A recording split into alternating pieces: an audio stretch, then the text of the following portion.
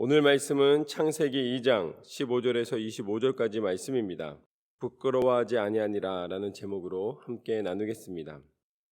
하나님이 온 땅에 이 만물을 창조하셨습니다. 그런데 아직 풀이 나거나 비를 내리지 않으셨습니다. 제가 이제 뉴욕에 사니까 이 부분이 더 이렇게 실감이 나는데, 뉴욕은 여름이 되면은 나무가 아주 울창해집니다. 그도 그럴 것이 이 해가 날 때는 아주 그냥 쨍쨍하게 나요. 그 다음에 갑자기 비가 막 내립니다. 아주 그냥 덮을 것처럼, 온 세상을 덮을 것처럼 막 비가 내려요. 그런 다음에 또 갑자기 언제 비 왔냐고 우리가 생각할 정도로 갑자기 또 해가 쨍합니다. 그러니까 비가 왔다, 해가 왔다, 비가 왔다, 해가 났다 하니까 나무들이 울창할 수밖에 없는 거예요. 그리고 해가 뜨거울 때는 이렇게 차 본네트나 이런 데 만지기도 어려울 정도로 아주 뜨거워지잖아요. 저는 이렇게 뜨거운 해에 나무가 이렇게 밖에 서 있는데 나무는 어떤가 하고선 제가 한번 나뭇잎을 만져봤어요. 나무도 이렇게 자동차 뜨거운 것처럼 뜨겁나? 어떤 사람들은 그 본네트가 얼마나 뜨거운지 보여주려고 본네트에다가 이렇게 계란을 깨서 올리면 계란이 후라이가 되는 거예요. 그 정도로 뜨거운데, 그렇게 뜨거울 때 제가 나가서 나뭇잎을 만져봤습니다. 그랬더니 나뭇잎이 어떠냐면 나뭇잎이 미지근해요. 이 나뭇잎도 이 강한 열기를 받는구나. 근데 제가 느낀 것은 그 나뭇잎이 그 열을 계속 흡수하는 느낌을 받았습니다. 제가 이렇게 만지는 순간에 이게 생명과 철의 차이구나. 철은 그 열을 받으면 뜨거워져 가지고 다 발산해 버리는데, 이 나무는 그걸 다 빨아들여 가지고서는 이 나무가 자라는데 에너지로 사용하는 거예요. 그런데 이 당시에 하나님이 만드실 때 비가 없었다. 그 경작할 수 있는 그런 어떤 이 지면에 다른 존재가 없었기 때문에 땅은 그냥 땅 상태로 있었고 안개만 가득했습니다. 근데 하나님이 사람을 흙으로 지으시고 생기를 넣으사 하나님의 형상대로 사람을 만드셨습니다. 그리고 오늘 말씀처럼 이 사람을 통해서 땅을 경작하게 하셨다. 에덴 동산을 경작하게 하셨다라는 것이죠. 그러니까 하나님이 하나님의 사람을 만드셔서 우리가 부지런히 땅을 일구며 살아갈 수 있도록 하나님 만들어 주신 것입니다. 그런데 그렇게 경작을 하면서 16절과 17절 말씀을 보면은 여호와 하나님이 그 사람에게 명하여 이르시되 동산 각종 나무의 열매는 내가 임의로 먹되 선악을 알게 하는 나무의 열매는 먹지 말라. 내가 먹는 날에는 반드시 죽으리라 하시니라. 하나님이 생명을 다 만들어 주셨고 그 다음에 나무의 실과를 맺게 해주셨습니다. 그리고 사람이 그것을 경작한 다음에 따서 먹을 수 있도록 권한을 주셨어요. 그런데 하나님이 그걸 말씀하시면서 그 모든 것은 먹되 선악을 알게 하는 그 동산에 있는 이 나무는 절대 먹으면 안 된다라고 말씀하시면서 이것을 먹는 날에는 어떻게 된다? 정령 죽으리라 라고 말씀하셨습니다. 그 무슨 소리예요? 죽음이 없었다라는 이야기입니다. 아직 하나님이 사람을 만드실 때에 죽음을 사람에게는 적용하지 않으셨습니다. 죽음이라는 개념은 있었어요. 죽으리라 하셨으니까. 그렇지만 사람은 그 죽음의 대상이 아니었습니다. 그 죽음이라는 개념은 사라지는 개념인데 그 개념은 필요했습니다. 왜냐하면 사람이 각종 실과를 먹잖아요. 그럼 먹으면 없어지잖아요. 그러니까 사람이 각종 실과를 먹었다라는 것은 존재하는 어떤 열매들이 사람 몸에 들어옴으로써 사라지기 때문에 죽음이라는 개념과 또 그 죽음이 적용은 사람에게 적용된 것이 아니라 이 나무의 실과라든지 다른 부분에만 적용이 됐지 사람에게는 죽음이라는 적용이 되지 않았었습니다. 하지만 하나님이 선악과를 먹으면 이 죽음이 너에게도 적용될 것이다 라고 하나님 말씀하신 거예요. 정령 죽으리라. 그 다음에 이제 18절부터는 뭐냐면 여호와 하나님이 이르시되 사람이 혼자 사는 것이 좋지 아니하니 내가 그를 위하여 돕는 배필을 지으리라 하시니라. 여호와 하나님이 흙으로 각종 들짐승과 공중의 각종 새를 지으시고 아담이 무엇이라고 부르나 보시려고 그것들을 그에게로 이끌어 가시니 아담이 각 생물을 부르는 것이 곧 그 이름이 되었더라. 하나님께서는 각종 생물에 대하여서 다스릴 수 있는 권한을 사람에게 주셨는데 무엇을 통해 주셨는가? 그 각종 생물의 이름을 아담이 붙일 수 있도록 허락해 준 것입니다. 그래서 하나님께서는 이름을 부르는 것 자체가 권세가 되게 해주셨고, 그것을 통하여서 하나님께서는 하나님의 축복을 아담에게 허락해 주셨습니다. 우리가 이 자동차 이름이라든지 아니면 여러 가지 이름들을 볼 때에 그것을 만들어낸 사람들, 그리고 또 이제 어떤 업적을 세운 사람들의 이름을 붙여줍니다. 길 이름도 뭐 링컨, 그리고 아트센터도 지어놓고서는 링컨 센터 뭐 이런 식으로 이름을 지어주잖아요. 그것은 명예로운 것이고, 그것은 기억하게 되는 것이고, 그것을 통하여서 이 다스림이 나타나는 것입니다. 그곳의 성격과 목적이 결정되는 거예요. 그리고 이곳이 어떤 사람에 의해서 어떻게 형성됐는지가 보이는 것이죠. 포드 자동차도 마찬가지죠. 포드가 어떤 다른 이름이 아니라 그 사람에게 붙여졌던 이름이 또 자동차에게 붙여진 것입니다. 그런 식으로 이름이 붙여진다는 것은 그것이 세상 가운데 알려진다는 것과 그것을 만든 사람의 명예를 상징하는 것입니다. 그러니까 온 땅의 만물의 이름을 사람이 지을 수 있게 해주신 것은 그 사람에게 하나님은 영예로운 그리고 또 권위를 허락해 주신 것입니다. 이 만물의 모든 것에 으뜸이 되고 다스릴 수 있는 권한이 사람에게 있다라는 것을 하나님은 선포해 주셨습니다. 죽음도 없고 그 만물에게 이름을 지어 다스릴 수 있는 이런 영예로운 하나님이 허락하여 주신 권위도 있었습니다. 그게 사람이에요.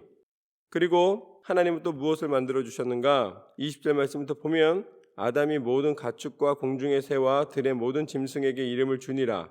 아담이 돕는 배필이 없으므로 여호와 하나님이 아담을 깊이 잠들게 하시니 잠들매 그가 그 갈빗대 하나를 취하고 살로 대신 채우시고 여호와 하나님이 아담에게서 취하신 그 갈빗대로 여자를 만드시고 그를 아담에게로 이끌어 오시니 아담이 이르되 이는 내 뼈 중에 뼈요 살 중에 살이라. 이것을 남자에게서 취하였은즉 여자라 부르리라 하니라. 이러므로 남자가 부모를 떠나 그의 아내와 합하여 둘이 한 몸을 이룰지로다.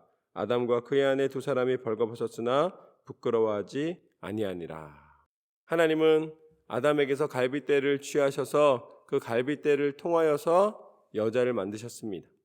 아니 그냥 흙으로 만드셨어도 됐습니다. 다 만물을 다 흙으로 지으셨어요. 그 다음에 거기다가 특별히 생기를 넣어서 아담을 만드셨습니다. 그러면은 여자를 만들 때에도 똑같은 방법으로 만들 수 있는 거예요. 그런데 하나님이 그 재료를 선택하실 때에 굳이 잠든 남자의 갈빗대를 취하셔가지고서는 여자를 만드셨다라고 되어 있습니다. 그것은 무엇이냐면 하나님은 분명히 남자와 여자를 만드셨고 또한 둘이 협력하여 둘이 함께 그 모든 것 가운데 하나님께서 원하시고 뜻하시는 일을 공유하면서 살아갈 수 있도록 인도해 주신 줄로 믿습니다. 하나님이 만드신 모든 것 가운데 의미가 없는 것이 없어요. 하나님은 다 남자는 남자대로 하나님의 방법으로 만드셨고 여자는 여자대로 하나님의 방법으로 만드셨고 또한 둘이 연합하게 하셨고 가정을 이루게 하셨고 하나님의 뜻을 이루어 드리는 데에 쓰임받게 하신 줄로 믿습니다. 그게 하나님의 섭리입니다.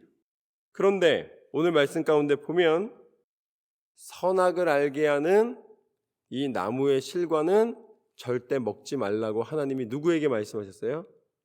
아담에게 말씀하셨습니다.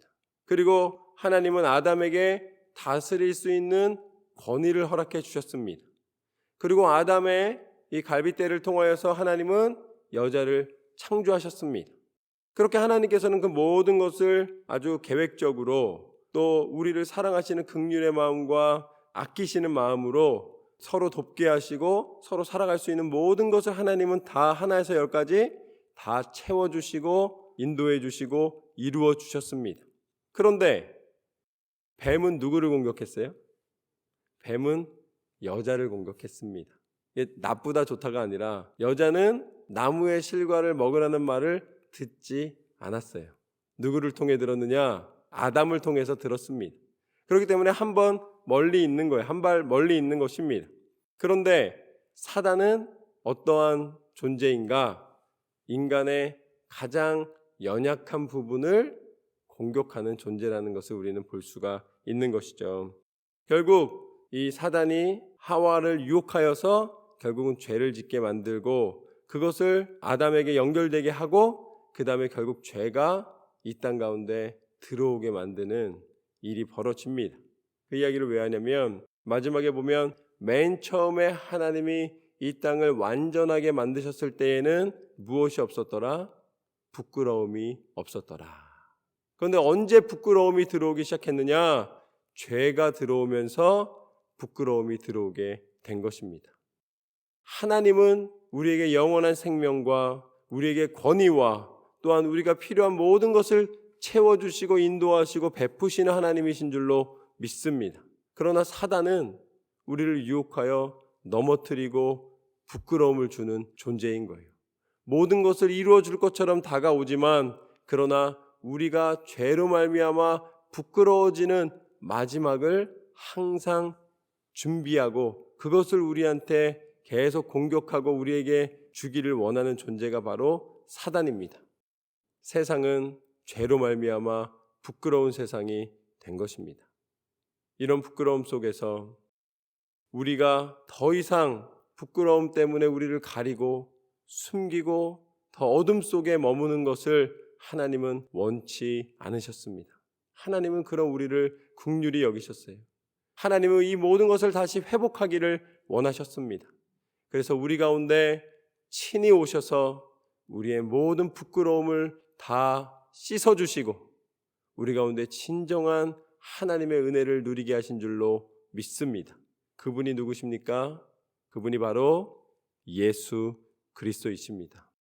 예수님은 친히 십자가에 달려 죽으시기까지 모든 사람의 손가락질과 모든 사람의 모함과 모든 사람의 비난을 당하셨지만 그러나 그것을 당하실 분이 아니셨어요. 당하신 이유는 단 한 가지입니다. 우리가 받을 것을 대신에 받아주신 거예요. 그리고 그 십자가에서 물과 피를 다 쏟으시기까지 절대 우리에 대한 사랑을 포기하지 않으셨습니다.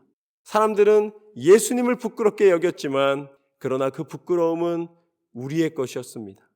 이 부끄러움을 다 사하여 주시고 다시 오늘 말씀하신 하나님이 만드신 사람이 하나님의 은혜와 하나님의 권위와 하나님의 능력을 힘입어 더 이상 부끄럽지 않고 자유함으로 하나님의 영광을 나타내는 하나님의 사람으로 회복하신 줄로 믿습니다. 그것이 바로 부활이요 생명이요 능력이요 하나님 나라의 백성 되는 하나님의 자녀 되는 은혜와 권세를 회복하신 줄로 믿습니다. 하나님은 우리를 더 이상 부끄러운 존재가 아니라 하나님의 사랑의 자녀요 하나님의 능력의 사람으로 인도하신 줄로 믿습니다.